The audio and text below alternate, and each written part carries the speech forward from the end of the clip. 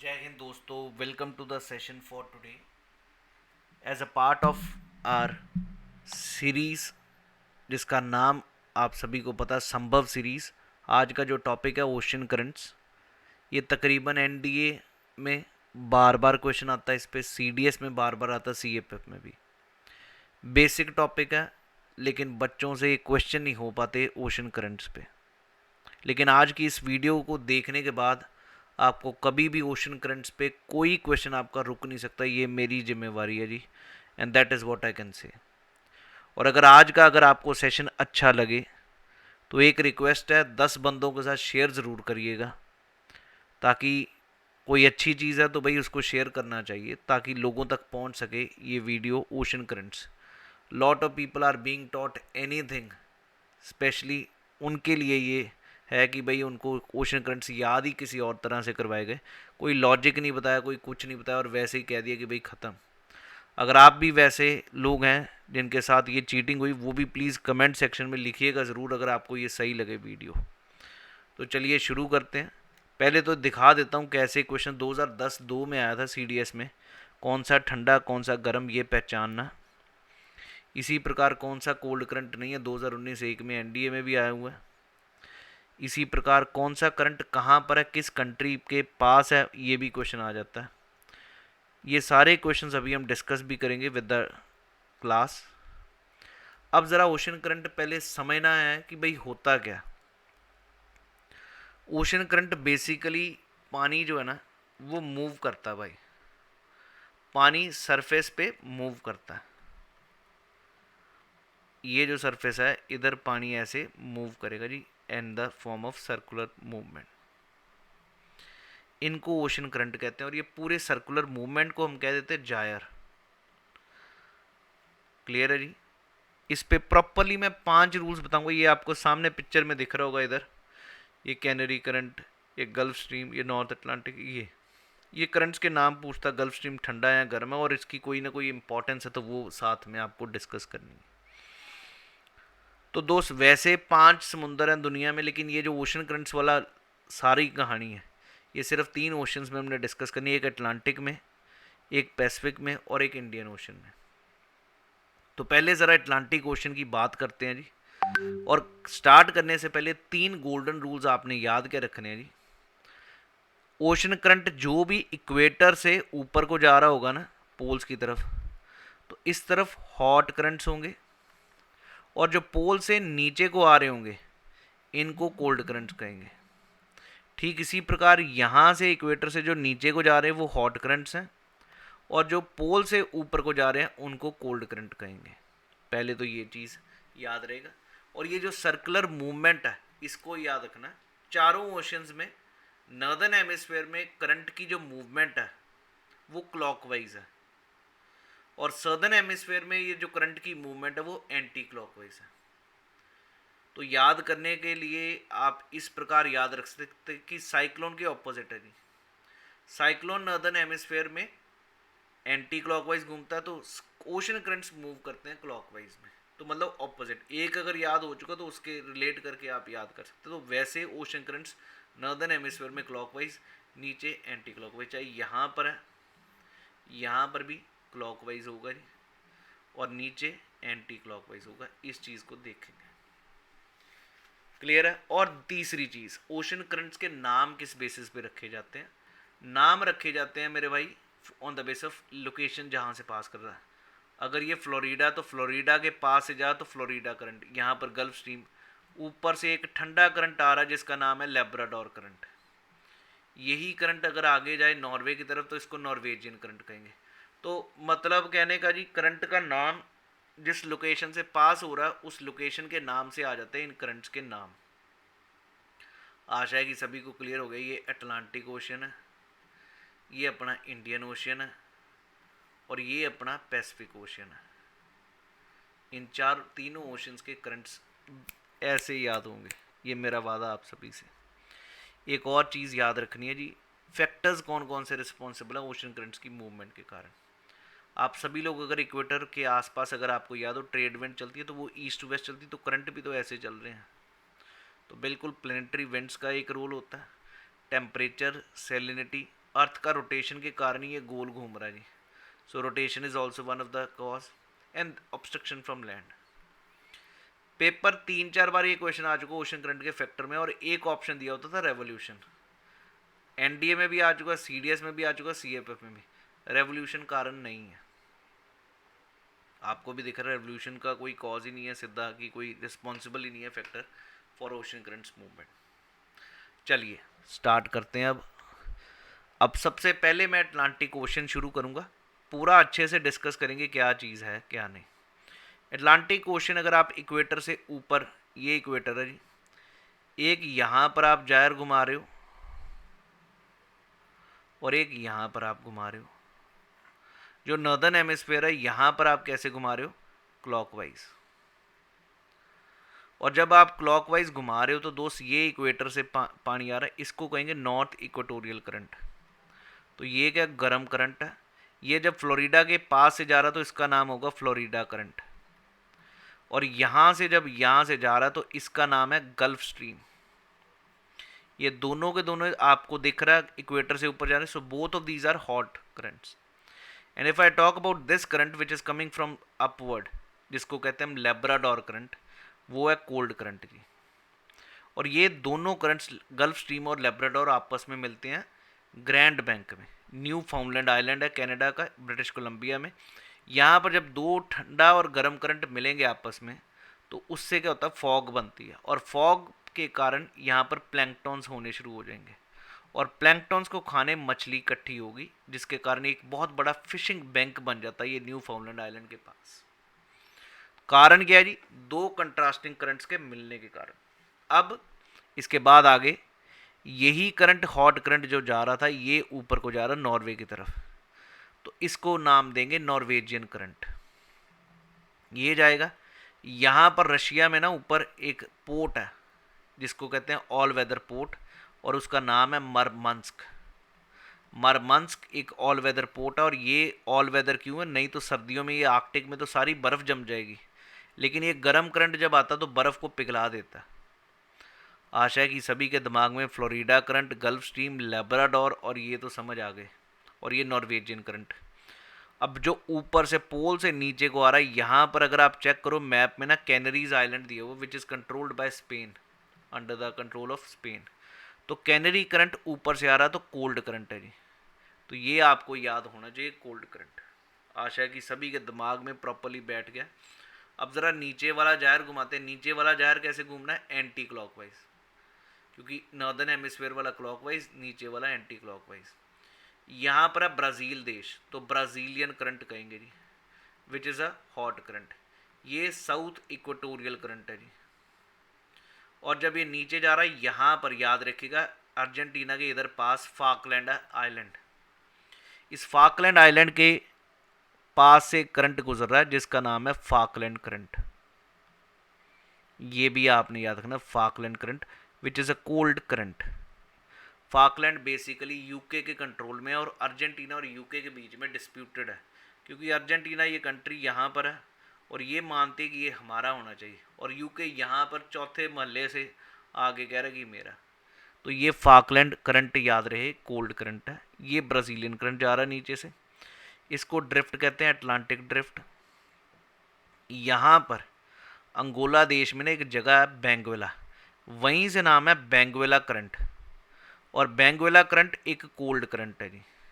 तो ये याद रहेंगे, south equatorial is a hot current, this is Brazilian current which is a hot, right? So Falkland current is a cold current, and then that moves is a Benguela current which is a cold current. So these currents should be there in your mind with respect to these currents here. अब एक और important point about Atlantic ocean, यहाँ पर Atlantic, north Atlantic ocean में यहाँ पर we have a sea which we call it as Sargasso sea. ये sea ऐसा गया, इसका यूनिक है, अ सी विदाउट कोस्ट, कोई कोस्ट नहीं है इसका। बीच में सारगोसो नाम कहाँ से आता है, सारगोसम एल्गी खड़ा होता है, यहाँ पर एल्गी बनना शुरू होता है, क्योंकि आसपास तो पानी मूव कर रहा है, यहाँ पर पानी स्टेशनरी है, तो यहाँ पर सारगोसम एल्गी होता है, जिसके कारण इसका नाम है सारगोसो सी। अब अगर आप एक बारी ज़रा अटलांटिक ओशन के करंट्स को देख लें दिमाग में, तो आपको शायद याद हो चुके हैं, north Atlantic current, south Atlantic. ये ऊपर गया फ्लोरिडा, फिर गल्फ स्ट्रीम, और ऊपर से लेब्राडोर, यही जाके आगे नॉर्वेजियन, और फिर इधर से कैनरी। ये कोल्ड करंट है। और इधर से जायर जब नीचे जा रहा है तो ब्राज़ीलियन करंट है, आप सभी लोग देख रहे हैं सारी चीज़ें। और इधर फाकलैंड करंट है ऊपर जा रहा। और जब ये ऊपर को जा रहा तो इधर अफ्रीका का मैप है तो बेंगुएला करंट है। बेंगुएला शहर है अंगोला में, वहाँ से नाम आता है बेंगुएला। तो इस प्रकार।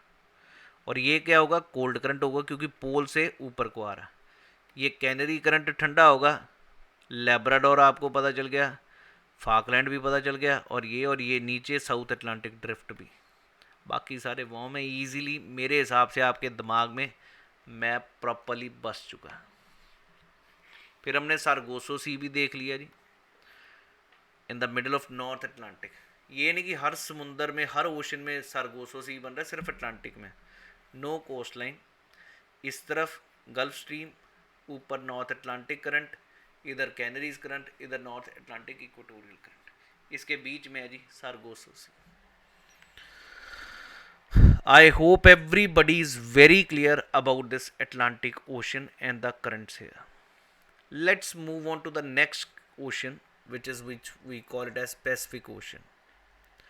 क्लियर है जी, बहुत ही इंटरेस्टिंग है जी। पैसिफिक ओशन का भी जायर आपको घुमाना कैसे है पहले वो देख लीजिए। कलर चेंज करते हैं ताकि आपको भी स्वाद आए, स्वाद नहीं तो फिर फ़ायदा क्या।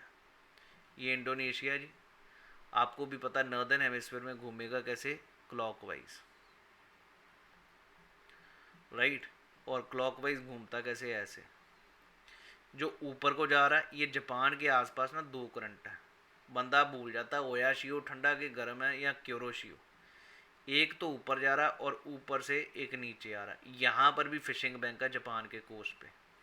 जो नीचे से जा रहा है वो नाम है क्योरोशियो, और आपको भी पता जो नीचे से जा रहा है वो गर्म होगा क्योंकि इक्वेटर से जा रहा है, इसका नाम है क्योरोशियो। और जो ऊपर से आ रहा है उसका नाम है ओयाशियो। ये दोनों मिलते हैं, ये भी एक बहुत बड़ा दुनिया का फिशिंग बैंक है। ये जा रहा है क्योरोशियो ऊपर इक्वेटोरियल से, इस तरफ आएगा जी यूएस में, इधर ऊपर से आएगा तो यहाँ पर कैलिफोर्निया, इसका नाम होगा कैलिफोर्नियन करंट, और ये होगा कोल्ड करंट। आशा है कि सभी को क्लियर हो रहा है। और ये है जी north Atlantic, north Pacific equatorial current. इसी प्रकार अब नीचे वाला भी जायर घुमाते हैं जी। ऑस्ट्रेलिया का कौन सा पार्ट है जी, ईस्ट ऑस्ट्रेलिया। और जायर कैसे घूमेगा जी, in the anti clockwise direction.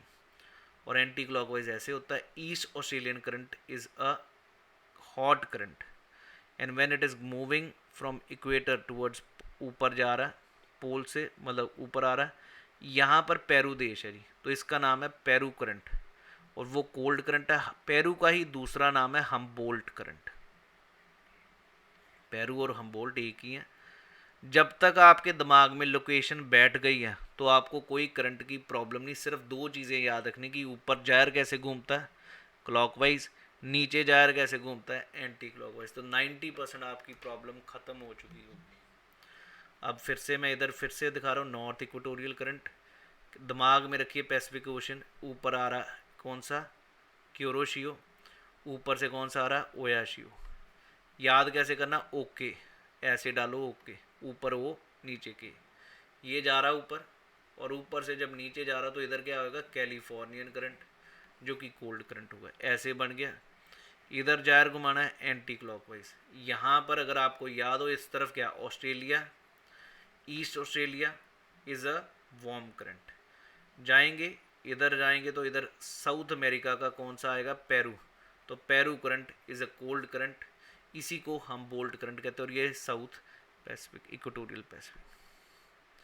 किसी को कोई भाई दिक्कत हो कमेंट सेक्शन में लिखिएगा ज़रूर। अगर मेरा तरीका आपको समझ आया, if you really loved it, please do put up your comment so that we can also know that you understood. And I can assure you, कोई क्वेश्चन आपका गलत हो ही नहीं सकता जी। जो मर्जी जैसा मर्जी, आने वाले दिनों में मैं बिल्कुल एक सीरीज़ भी लेके आ रहा हूँ जिसमें मैं क्वेश्चन डिस्कस करवाऊँगा जी। अब रह गया अपना इंडियन ओशन, पहले ये फिर से दिखा देता हूँ। ये रहा इंडियन ओशन जो पैसिफिक है, ऊपर जा रहा है क्यूरोशियो, ये जापान के आइलैंड है होकाइडो होन्शू शिकोकू क्यूशू, ऊपर से आया ओयाशियो, ठीक। यही इधर से गया तो ये बन गया कैलिफोर्निया करंट। डन है जी, ये ऐसे।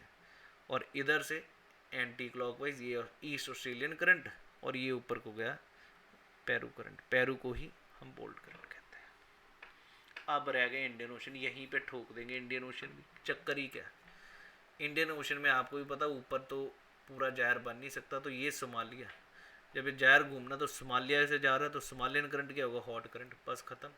नीचे वाला देखते हैं जी, साउथ इक्वेटोरियल करंट, यहाँ पर मेडगास्कर है और ये मोजम्बिक है, तो इसका नाम मोजम्बिक करंट भी है जी। इक्वेटर से आ रहा तो ये हॉट ही होगा, मोजम्बिक करंट। और नीचे यहाँ पर केप ऑफ अगुलास है। अगुलास के लिए यूपीएससी बहुत पागल है, 3 बार क्वेश्चन रेगुलरली एनडीए में पूछा है, किस ओशन में है, इंडियन ओशन में, गर्म है कि ठंडा ये भी पूछता है। अगुलास करंट है जी, मोजम्बिक अगुलास, याद रखिए, इन लोकेशंस को देख लीजिए, अगुलास आपको जगह मिलेगी इधर अफ्रीका के मैप में, केप ऑफ अगुलास। तो ये अगुलास करंट गया, ये ऊपर गया तो, और ऑस्ट्रेलिया का कौन सा पार्ट है, वेस्टर्न ऑस्ट्रेलिया, ये कोल्ड करंट गया। I hope you people understood the things. अब अगर आप इस मैप को पूरा अच्छे से कंसंट्रेट करके देखें कि आपको ये दिख रहा है कि जितने भी कोल्ड करंट्स हैं उनके बगल में, पहली तो बात, कोल्ड करंट सारे वेस्टर्न कोस्ट पे हैं, सारे वेस्टर्न कोस्ट के दुनिया के कोस्ट पे कोल्ड करंट्स हैं, दिख रहे हैं जी।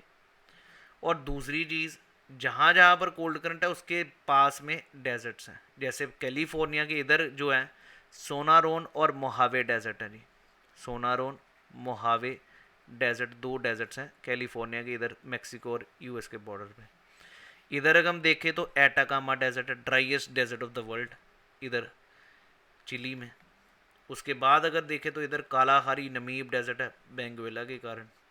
ऑस्ट्रेलिया का तो सारा ही वेस्टर्न ऑस्ट्रेलिया डेजर्ट है, सैंडी, स्टोनी, विक्टोरिया, नाम सुने हैं जी, ये सारे डेजर्ट्स के नाम हैं।